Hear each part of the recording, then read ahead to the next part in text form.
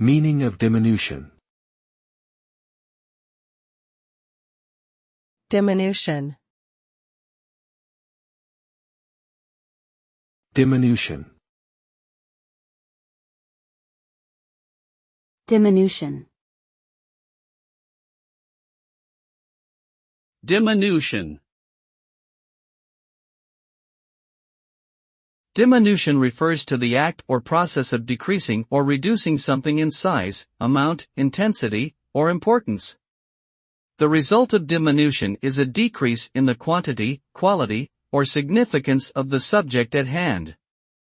Diminution can occur in various contexts, such as in the size or value of assets, the amount of resources available, the strength or power of a force, or the importance of a person or idea.